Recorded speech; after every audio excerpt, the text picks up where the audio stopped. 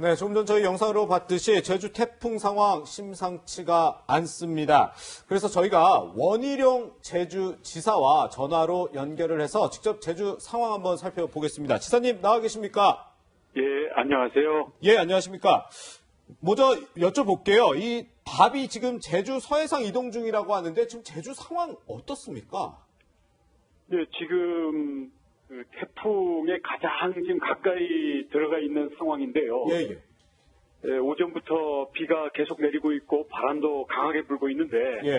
지금 한참 지나고 있는 중입니다. 예.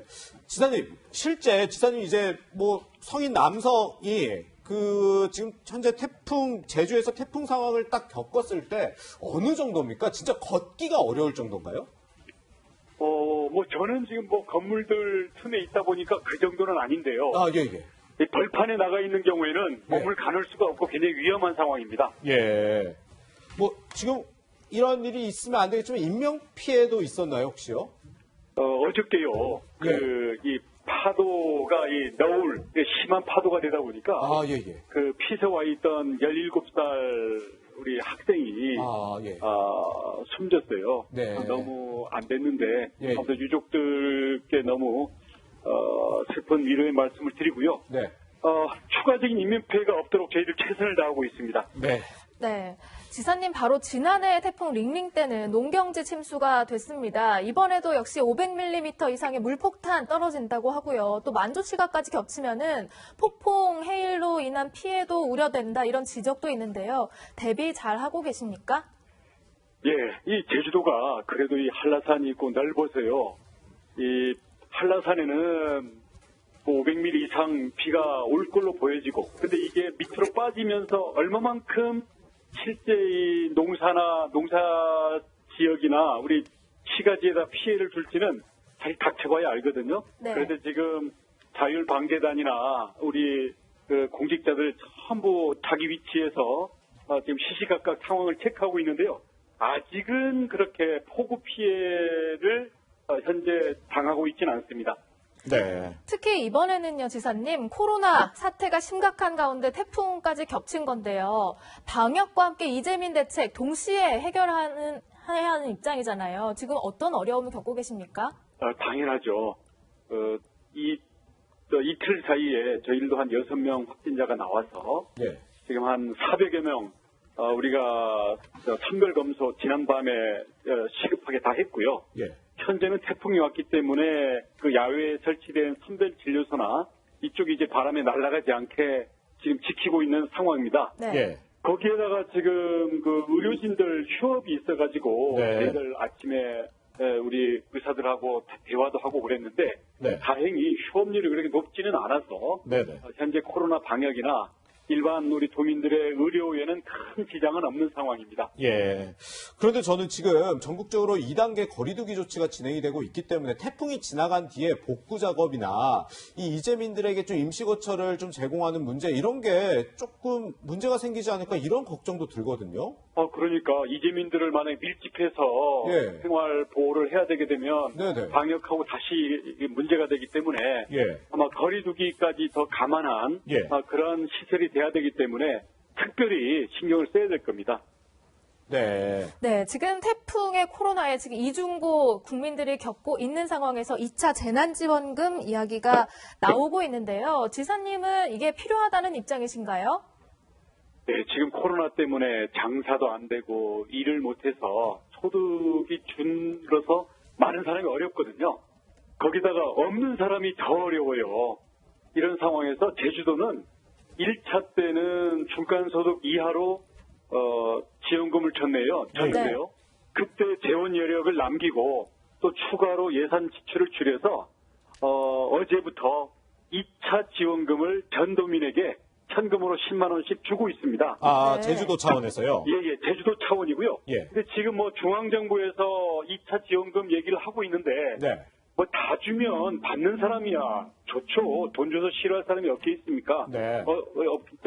있겠습니까마는 한정된 돈이다 보니까 이 돈이 충분치 않다면 더 어려운 사람에게 우선 주는 게 합리적이라고 봅니다. 그렇군요. 게다가 코로나 위기가 이번에 지원한다고 끝이 아니라 예. 계속 이어질지 모르잖아요. 네네. 그런데 모든 사람에게 계속 주려면 거덜나는 건 시간 문제죠. 예. 지금 코로나19 얘기를 하고 있다 보니까 이 부분도 좀 여쭤봐야 될 것 같아요. 어떻게 보면 좀 정치 현안일 수 있는데 최근에 이 8.15 광화문 집회에 참석한 이제 통합당 전직 의원도 계실 거고 당원도 있다고 해서 지금 뭐 비판을 받고 있는데 꼭 뭐 당원 전직 국회의원 아니더라도 이 집회에 참석하신 분들이라든지 이런 분과 통합당 앞으로 관계를 어떻게 좀 설정해야 된다고 보시나요? 지금 온 국민이 예. 코로나 때문에 정말 두려워하고 있고 네네. 쉽게 살자 이 방역에 힘쓰고 있는데요. 예. 코로나로부터 국민의 건강을 지키는 것은 옳은 것이고 네. 거기에 반하는 것은 잘못된 것입니다. 네. 그래서 통합당으로서는요. 그 국민의 상식과 동떨어지고 이 방역을 소홀히 하는 이런 세력들과는 단호하게 거리를 두어야지 예. 이게 끌려가면 안 됩니다. 네. 게다가 이 정당이라는 게 국민의 상식에 힘을 얻어서 전략적으로 움직여야 되는데 지금 그 광화문 집회 세력들이 코로나로 엮여가지고 지금 현 정권에 실컷 이용당하고 있잖아요. 예. 이 세력들에 끌려다니면 안 되고요. 그분들은 이 말은 애국이고 국민 사랑인데 예, 예. 국민의 상식과 동떨어지고 현실에 대한 인식이 없어서 거의 망상 수준이라고 보여집니다. 아, 예, 예. 예, 거리를 확실히 두어야 됩니다. 그렇군요. 네, 또 한 가지 김원웅 광복회장이 최근 광복절 기념사를 시작으로 연일 강한 발언을 이어가고 있는데요. 원지사님을 거론하면서는 뭐 민족 반역자를 칭송하는 무리다 이런 표현까지 했습니다. 지사님은 어떤 입장이신지 좀 여쭤볼게요. 친일 청산 당연히 해야 돼요. 예, 예.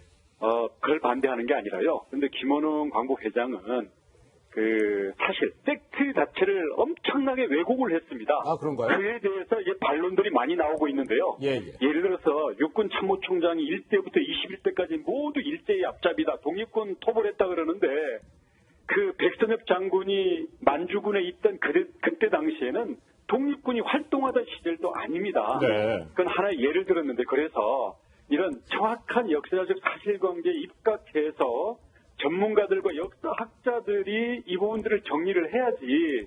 김원웅 정말 이 민정당 공화당 정치하다가 지금은 정권 바뀌어가지고 이제는 또 입장을 바꿔서 이제 앞장서는 노릇을 하고 있는데요. 네. 이렇게 정치적인 입장을 앞장 세워서 역사를 왜곡하면 안 되고요. 네, 네.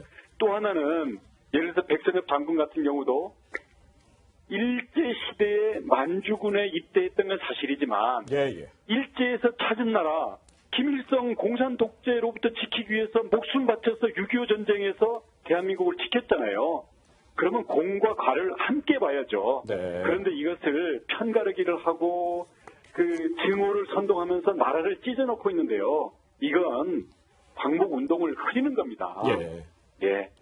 네, 원희룡 제주지사 연결해서 제주 태풍 상황과 정치 이슈 몇 가지 짚어봤습니다. 원지사님 시간 내주셔서 고맙습니다. 고맙습니다.